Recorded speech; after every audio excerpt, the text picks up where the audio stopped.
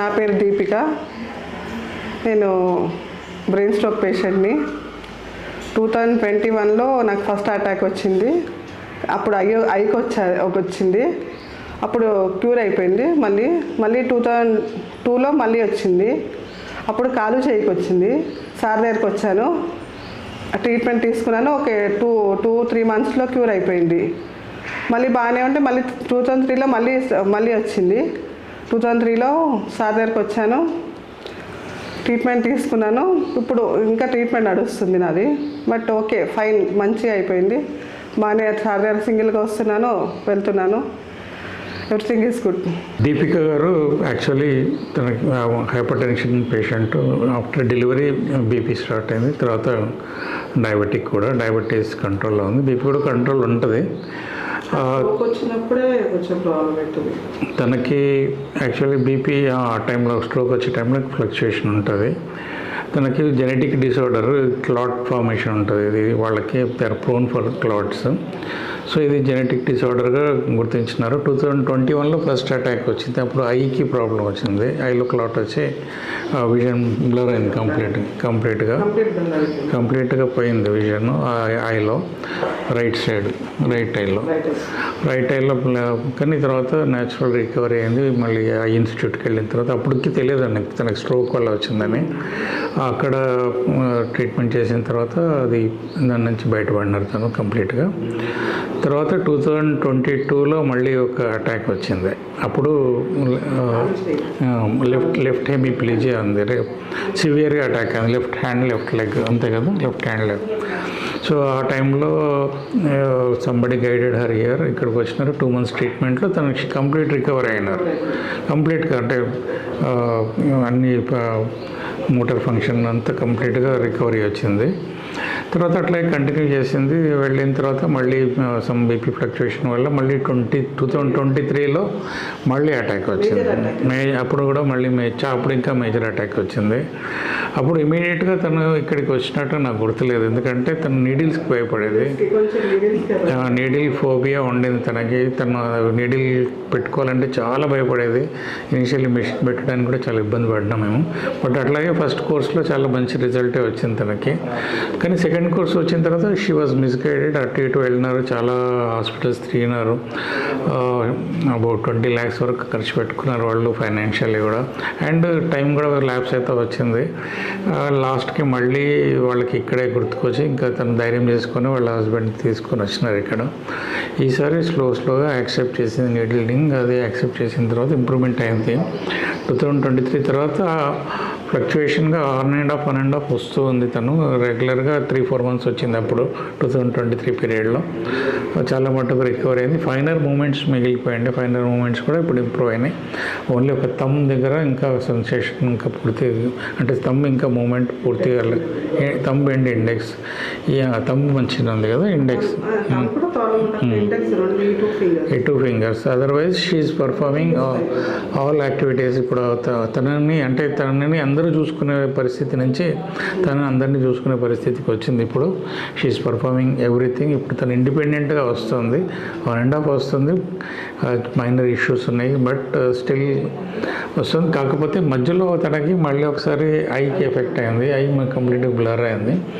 ఈసారి I ophthalmologist దగ్గరికి వెళ్ళకుండా మా దగ్గరికి ట్రీట్మెంట్కి వచ్చింది.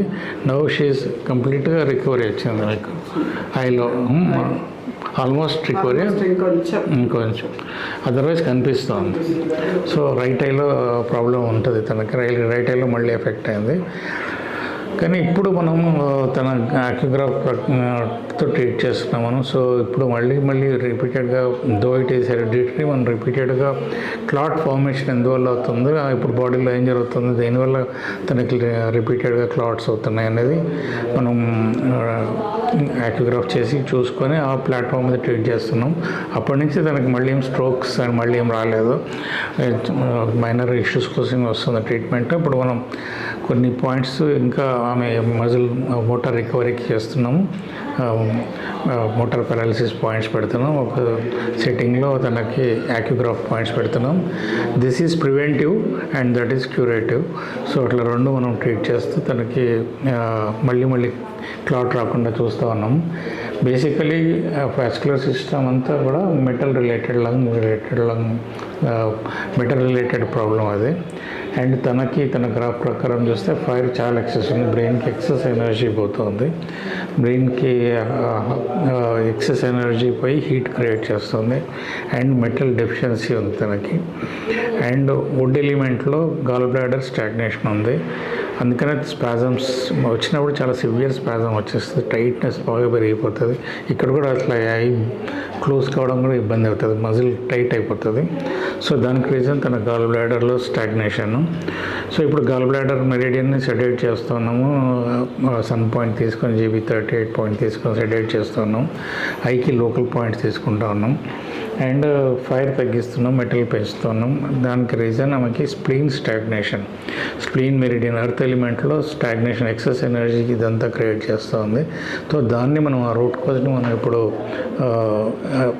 ఇప్పుడు మనం ట్రీట్ చేస్తున్నాం కనుక తనకు ఫ్యూచర్లో అటాక్స్ వచ్చే ఛాన్సెస్ చాలా తక్కువ. మెటల్ పెసిఫై కావాలంటే, మనకి మెటల్ ఇంప్రూవ్ కావాలంటే మన ఎర్త్ ఎలిమెంట్ని పెసిఫై చేయాలి. ఎర్త్ ఎలిమెంట్ స్టాగ్నేషన్ తీయడానికి ట్రై చేస్తున్నాము. దాంతోపాటు మనం మెటల్ని టోనిఫై చేస్తున్నాం, ఫైర్ని తగ్గిస్తూ ఉన్నాం, వుడ్ ఎలిమెంట్లో గాల్ బ్లాడర్ని సెడేట్ చేస్తూ ఉన్నాము, ఐలో లోకల్ పాయింట్స్ తీసుకుంటున్నాం. సో ఇన్ని విధాలు మనం తన ప్రొటెక్షన్ ఇస్తున్నాము. అండ్ మోటార్ రికవరీ ఆల్రెడీ వచ్చిన పెరాలసిస్కి ఇంకా ఏదైతే రెమినెంట్ ఉందో, ఏదైతే కొంచెం ఫైనల్ మూమెంట్స్ లేవు, రిస్ట్ డ్రాప్, ఫుడ్ డ్రాప్ అంతా కూడా క్లియర్ అయింది. ఈ మూమెంట్ అంతా వచ్చింది కదా మీకు, ఈ మూమెంట్ అంతా వచ్చింది. అప్పుడు ఈ మూమెంట్స్ ఏం లేవు, ఈ ప్రొనేషన్ సుపనేషన్ లేదు.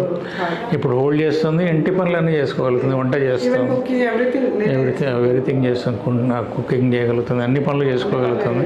ఓన్లీ 2 ఫింగర్స్లో ఇంకా కోఆర్డినేషన్ లేదు. వాటి మీద కూడా వర్కౌట్ చేస్తున్నాం అక్కడ లోకల్ బ్యాక్సీ పాయింట్స్ తీసుకునేవి.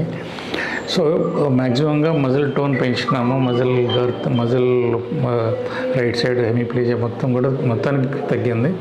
అండ్ లెఫ్ట్ సైడ్లో మళ్ళీ రైట్ ఐలో ఇప్పుడు మ్యాక్సిమంగా విజన్ ఇంప్రూవ్ అయింది బాగా. కొంచెంగా ఇంకా డల్నెస్ ఉంది, అందుకే అప్పుడప్పుడు వస్తున్నారు, ట్రీట్మెంట్ చేసుకుంటున్నారు. మేబీ 1 వీక్ అయిన తర్వాత వచ్చారా? ఇప్పుడు 1 మంత్ తర్వాత వచ్చారు. సో అట్లాగే ఆన్ అండ్ ఆఫ్ వస్తున్నారు. But still she's coming. అంతకుముందు రావడానికి భయపడేది ఆమె నీడిల్స్కి, కానీ ఇప్పుడు నీడిల్స్ అలవాటు అయిపోయినాయి. ఈవెన్ లోకల్గా మనం ఇక్కడ 5 దగ్గర పెట్టినా కానీ తను అంత ఇబ్బంది పడరు. రైట్ షోల్డర్ ఎందుకున్న పెయిన్ ఉంటుంది తనకి, దాన్ని అటెండ్ చేస్తూ ఉన్నాం. అండ్ రైట్ ఐని ఇప్పుడు మ్యాక్సిమంగా ఇంప్రూవ్ అయింది విజన్లో. ఈ యొక్క ఫింగర్స్ దగ్గర లెఫ్ట్లో ఈ థంబ్ అండ్ కొంచెం నడక, ఈ ఫింగర్స్ అంతే. అన్ని 5 strokes వచ్చా కూడా నేను రికవర్ అయ్యానంటే చాలా గ్రేట్నెస్. ఇప్పటికీ తనకి ఇట్లా స్ట్రోక్స్ రావడం 5th టైం ఇది. బట్ స్టిల్ ఇప్పుడు ఆమె 5th టైంలో వచ్చినా కానీ ఇప్పుడు 2023 తర్వాత మళ్ళీ మేజర్ అటాక్ ఏం లేదు, apart from this eye problem. అది కూడా చాలా మటుకు రికవర్ అవుతుంది. ఇప్పుడు now we're attending her root cause చేస్తున్నాం కనుక ట్రీట్మెంట్ మళ్ళీ ఫ్యూచర్లో రాదని అనుకుంటున్నాము, మేము రాకూడదని అనుకుంటున్నాము. ఎందుకంటే what ever hereditary factor it may be, దాన్ని మనం అటెండ్ చేస్తూ ఉన్నాం.